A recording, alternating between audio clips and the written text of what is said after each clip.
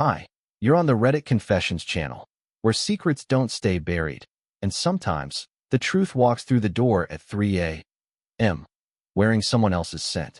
Let me take you straight into it. That morning, my socks were paired, not just tossed in the basket or draped over the radiator, actually folded, color-matched, and placed at the edge of the bed like a peace offering. That might sound sweet to most people, but Danica hadn't done my laundry in over a year. We weren't fighting, at least not openly. It was more like we were on different radio frequencies. I'd talk, she'd nod. She'd sigh, I'd pretend I didn't hear. And yet, on that morning, she folded my socks. I should have seen it coming. She said she was heading out that evening with the girls. That phrase again. The girls, some ghostly squad I've never met, can't verify, and probably doesn't exist. I asked where. She gave me a smile that didn't reach her eyes and said, somewhere loud. That night, she got ready like she was going to prom, full glam, heels I haven't seen since our engagement party, and a perfume she only wears when she wants to be noticed by strangers. I didn't tell her not to go.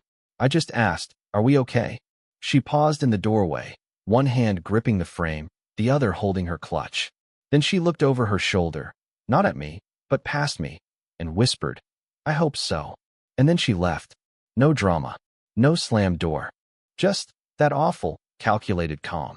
I sat in the living room, watching a sitcom I didn't laugh at, trying to pretend that the pit in my stomach was just nerves, not intuition. At 12:45 a.m., her location went offline. At 3:17 a.m., I heard the key turn in the lock. I didn't get up. I didn't rush to greet her. I waited. And when she came in, I saw her blink, not at the light, but at the sight of me awake. Her hair was windblown. Her lipstick was gone. And her shirt was buttoned wrong, like someone else had rushed to put it back on her. But it was her eyes that gave it all away. They looked apologetic, but not toward me. She stood there, frozen, like I was the intruder in her story. And then she said it. 5 words. Words that will replay in my head forever. It didn't mean a thing. She stood in the doorway, her silhouette lit by the kitchen's dim light, still holding her heels in one hand like a trophy or a weapon. I couldn't tell which. Her voice was barely a whisper when she said, it didn't mean a thing. I didn't answer. I couldn't. Because the way she looked at me, like I was some fragile thing she might break with too much honesty, was worse than anything I imagined. I wanted to ask questions. Who was he? Where did they meet? Was it planned? But instead, I just stared at her wrist. There was a faint smudge of something dark, maybe a stamp from a club. But beneath it, barely visible, were finger marks. I could have exploded right there. But I didn't. I just said, you left your location off for 3 hours. She didn't deny it. She didn't even flinch. She just walked past me, brushing my shoulder lightly, as if to say move on. She went straight into the bathroom. I heard the shower turn on. And for the next 40 minutes, I sat there, hearing the water run and wondering if she was crying, scrubbing herself, or just letting time pass until I fell asleep and she wouldn't have to face me. But I didn't sleep. When she came out, wrapped in a towel, she didn't look at me. She walked to the bedroom, pulled out a shirt, mine, and crawled into bed like it was any normal night. I waited until her breathing slowed. Then I did something I've never done in our marriage. I checked her phone. Her password hadn't changed. And honestly, I wasn't even expecting to find much. Danica was smart. If she had cheated, she wouldn't leave evidence. But she made one mistake. She didn't delete her voice messages. There were 2 from someone named Logan. One said, you sure he won't be up when you get back? The second, shorter, hit me harder. Just 4 words. You looked amazing tonight. I put the phone down. Not because I was done, but because I physically couldn't hold it anymore. My hands were shaking. I slept on the couch. Not out of anger. Out of humiliation. I didn't want her to see my face when the tears started. I didn't want to wake her up with the sound of me breaking. The next morning, she acted like nothing happened. She brewed coffee. She asked if I wanted eggs. She even kissed my forehead. That kiss. It burned. And when she turned away to check the toast, I noticed her wedding ring was still missing. She hadn't forgotten it. She had chosen not to put it back on. She made me eggs. That morning, she actually made me eggs. Sunny side up, just like I like them. Yolks intact, toast not burnt. She even asked if I wanted coffee, and when I said yes, she added the exact amount of creamer I always use. As if nothing had happened. As if her shirt hadn't been buttoned wrong the night before. as if I hadn't heard a stranger's voice telling her she looked amazing. She moved around the kitchen with this eerie, gentle rhythm, humming something under her breath. I wanted to scream. Instead, I sat down and pretended to eat. I couldn't. Every bite turned into sand in my mouth. She talked about the weather, about how Felicia got too drunk and started dancing on a table, about how some girl spilled a drink on her heels. I kept nodding like an idiot. Every word felt rehearsed, like a script she had memorized to keep me from asking the wrong questions. But she had no idea I already knew the truth, or at least a piece of it. After breakfast, she kissed me on the cheek again. Again, like the night before hadn't happened. Like the night before hadn't crushed something sacred between us. She said she was going to shower again, still feel gross from the club, and disappeared into the bathroom. That's when I took her phone again. I wasn't looking for proof anymore. I was looking for confirmation. For something to tell me I wasn't going insane. I went through the texts, the gallery, the call log. Nothing. Spotless. She had wiped it clean. Everything, even her chat history with Felicia, gone. But then, I made a mistake. I opened her notes app. There, in a locked folder, was a single file titled, End Plan. My chest tightened. I stared at it for maybe 5 minutes, not breathing, wondering what kind of person writes something called End Plan and locks it behind a password. I knew the code. Her old college ID, 4 numbers. I tried it. It opened. I don't even know how to describe what I read. It wasn't a letter. It wasn't even a goodbye. It was a list. A breakdown. Categories. How to break it to Everett. Where to go afterward. What to say to mom. Bank account transfers. What to do if he finds out. That last bullet point, made me nauseous. Because under it, in bold, she had written, deny, cry, flip it on him if necessary. That's when I realized, last night wasn't an accident. It wasn't a weak moment. It was part of something. A bigger plan. One she had been constructing behind my back like a quiet little bomb waiting to go off. I didn't confront her. Not yet. I just closed the app, put the phone back, and sat there until the shower stopped. When she came out, wrapped in a towel again, she smiled and said, "You okay? You look pale." I nodded. Didn't sleep much. She kissed my forehead again, that burning kiss, and said, "I think things are finally starting to feel normal again." I smiled. But inside, I was already unraveling. The rest of that day was a masterclass in pretending. I went to work like nothing had happened. Answered emails. Sat through meetings. Nodded at Derek from IT while he rambled about router updates I couldn't care less about. But in my head, everything was screaming. My wife, Danica, had a step-by-step guide on how to leave me. A spreadsheet of my undoing. A plan for an escape she hadn't even told me I was trapping her in. The worst part? I couldn't even be angry. I just felt stupid. I mean, how did I miss it? The distance. The quiet withdrawals. The excuses wrapped in kindness. I thought the late nights were her way of blowing off steam. I thought the change in clothes, in perfume, in silence, was just a phase. But no, it was scaffolding. A quiet, meticulous construction of my replacement. That night, I didn't sleep on the couch. I crawled into bed beside her, pretending I wasn't flinching every time she moved. She curled up beside me like she always did, head on my chest, one leg draped over mine. And I hated how much I still loved that feeling. I hated how badly I wanted to believe the version of her I married still existed under the skin of this stranger. Around 2 a.m., she mumbled in her sleep. Something about Logan. I froze. That name again. I don't know why, but hearing her say it, so casually, so unconsciously, did something to me. It was like hearing someone else's laugh come from your partner's mouth. I felt replaced. Not even just cheated on. Replaced. The next morning, I didn't say a word. I went through the motions, brushed my teeth, packed my lunch, kissed her cheek. She smiled. "You're quiet lately," she said. I lied. Just tired. Later that day, I decided to test something. I texted Felicia. We weren't close, but I had her number from a holiday party. I asked, casually, "Hey, thanks for looking out for Danica the other night. She said you saved her from a drunk guy." Her reply came fast. "Huh? I wasn't with Danica. Haven't seen her in a couple weeks." I stared at my phone for a solid minute. My heart didn't even race. It just dropped. Fell into some quiet pit where denial goes to die. I wrote back. "She said you guys went out to a club. 3 dots. Then, no idea what she's talking about. Maybe she meant someone else. Sorry. Sorry." That word hit me like a brick. Because I wasn't just being lied to. I was being lied to badly. Sloppily. Like she didn't even care if I found out anymore. That night, when Danica came home, I had already printed out the note I found in her phone, in plan. I folded it into an envelope and taped it to the bathroom mirror. Then I waited. She saw it after brushing her teeth. She didn't say anything right away. Just stared at it. And then she walked out, holding it in her hand like it was some kind of trap.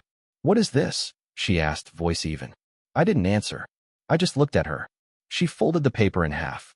"You went through my phone?" I laughed. I couldn't help it. That was the part she focused on.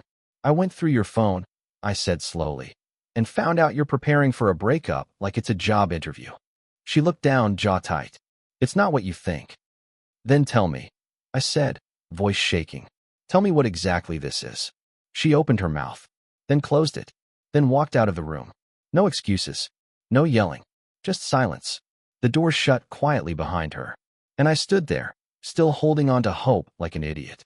She didn't come back that night. But the next morning, I found something in the kitchen drawer that changed everything. I woke up to silence.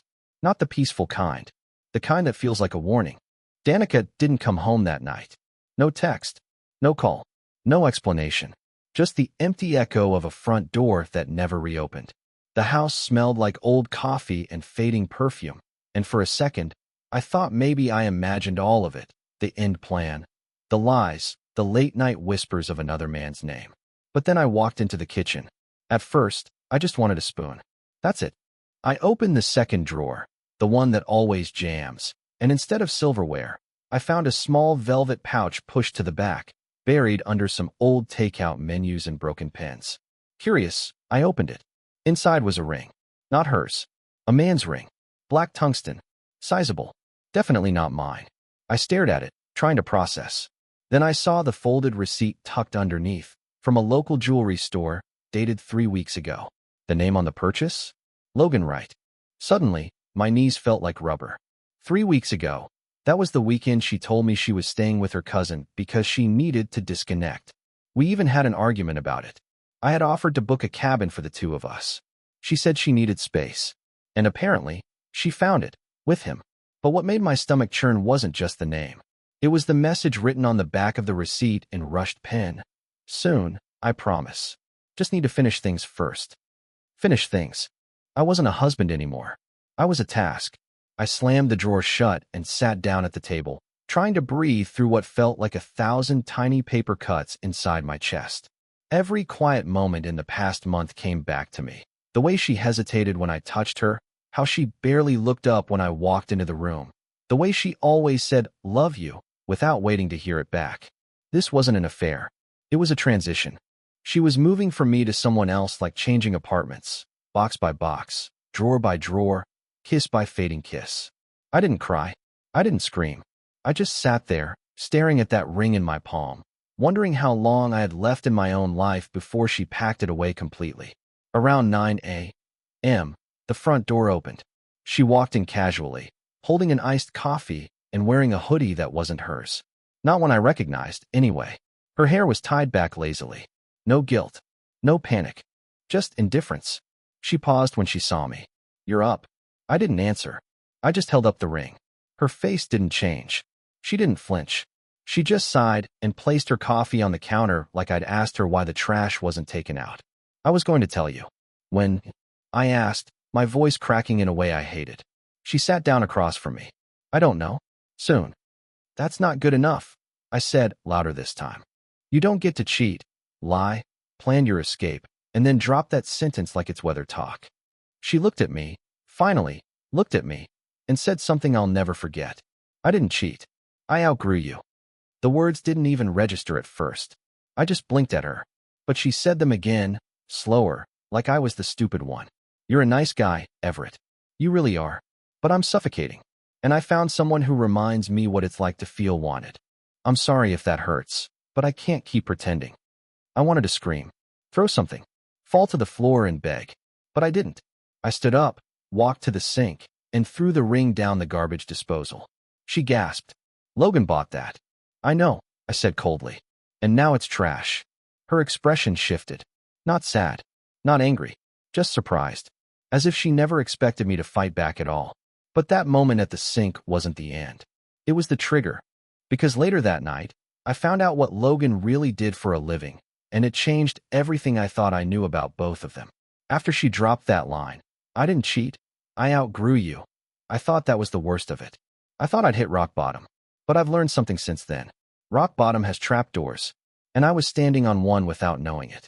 She stormed out after I destroyed the ring, slammed the door so hard a photo frame fell off the hallway shelf. It was one of our wedding pictures.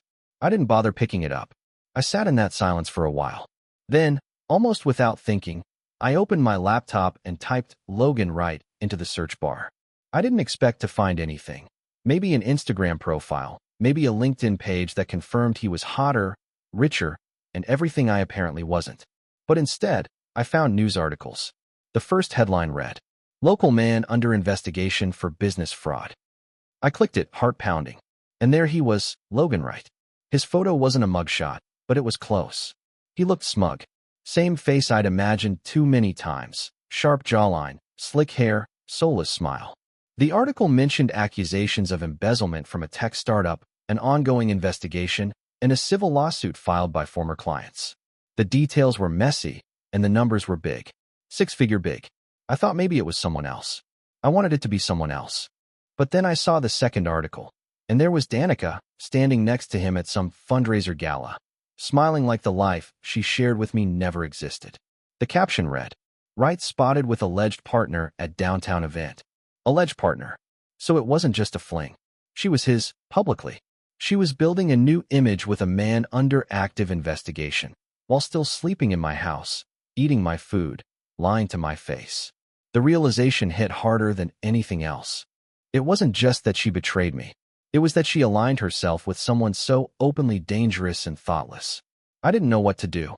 So, stupidly, I texted her. Just 5 words. "Did you know about him?" She left me on read. No reply. Nothing.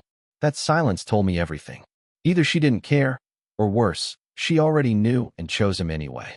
I stared at the screen for over an hour. My hands were shaking. Not from heartbreak this time, from something else. Rage.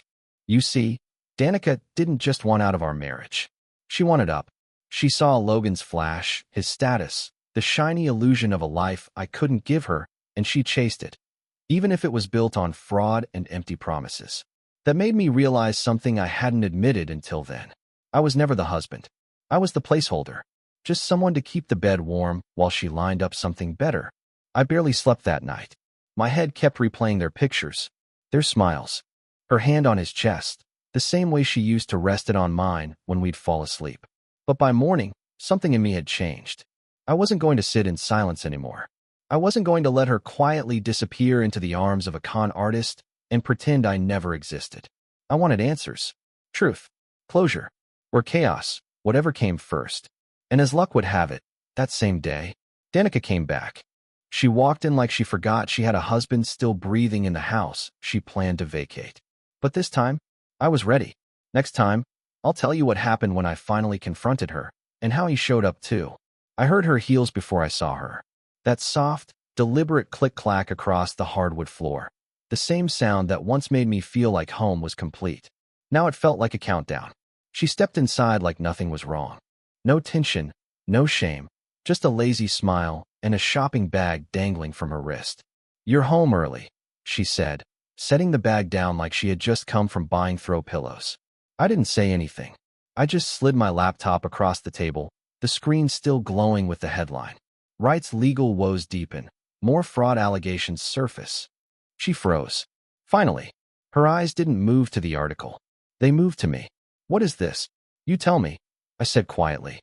She took a step back, and for the first time in weeks, I saw something behind her eyes that looked vaguely like fear. "You went looking for him?" "No," I said, voice tightening. "I went looking for the truth. Something you could have given me a long time ago." She swallowed hard. "It's not what you think." I almost laughed. That line again. "You keep saying that like it's a spell that makes everything okay. But it is what I think. Actually, it's worse." She sat down slowly. "You don't understand. You don't know him." "You're right," I said. "I only know what the public knows. That he steals from people. That he's being investigated. That he uses charm as currency and doesn't pay anyone back. Kind of like you. Her eyes narrowed. That's not fair. No, I said. You're right. What's fair is planning to leave your husband while he's sleeping under the same roof. What's fair is parading around with a known scammer while telling me you're with Felicia. That's fair. She stayed silent, but her face shifted. That cold, guarded mask started cracking. And then the doorbell rang. I didn't move. Neither did she. The second ring came faster, sharper. You expecting someone? I asked, though I already knew. Her lips parted like she might lie. But then, another knock, heavier this time. I stood up and walked to the door, every part of me trembling. I opened it slowly, and there he was. Logan. He looked taller in person. Taller and smugger. Like he'd walked out of an expensive car commercial and had the nerve to believe he belonged here. Hey, he said casually. Is Danica home? I stared at him. Not moving. Not answering. Behind me, I heard her gasp. Logan. No, what are you doing here? You weren't answering your phone, he said, stepping forward. I blocked the door. She didn't invite you. He looked me over, barely blinking. Look, man, I didn't come here to cause a scene. But you did, I said. You caused this. Every bit of it. Danica rushed to the door, pushing past me slightly, her tone panicked now. You can't be here. Not now. You said he'd be gone by today, Logan said sharply. Gone. That word. That one word lit a fire I didn't know I had left in me. I turned to her. You told him I'd be gone? She couldn't look at me. Wow, I muttered, backing away. You weren't just planning to leave. You were planning to evict me from my own life. Everett the placeholder. Everett the doormat. Everett the exit plan. I grabbed my keys and my wallet. I didn't yell. I didn't cry. I just said, you two deserve each other. Danica reached for my arm, voice cracking. Wait, Everett, please don't do this like. I stepped back. You already did. And I walked out, not knowing where I was going. But for the first time in weeks, the air outside felt cleaner than the air I'd been breathing at home. But just when I thought it was over, I received a call from an unknown number the next day. And what I heard on the other end, it made everything worse. The call came the next afternoon. Unknown number. I almost let it go to voicemail, but something in me, maybe curiosity, maybe instinct, told me to pick up. The voice on the other end was calm, professional. Mr. Everett Blake? Yes. This is Detective Lane with the Economic Crimes Unit. I believe you may have information relevant to an ongoing investigation regarding Logan Wright. For a moment, I didn't speak. Then I exhaled and said, yeah, I think I do. Over the next hour, I gave them everything. The ring, the receipts, screenshots, even the note Danica had left in her phone. The detective didn't say much, just listened carefully and asked a few pointed questions. Apparently, Logan had been under closer watch than I realized. My information helped them connect some final dots. They thanked me, and that was it. I hung up the phone, not knowing whether to feel victorious or empty.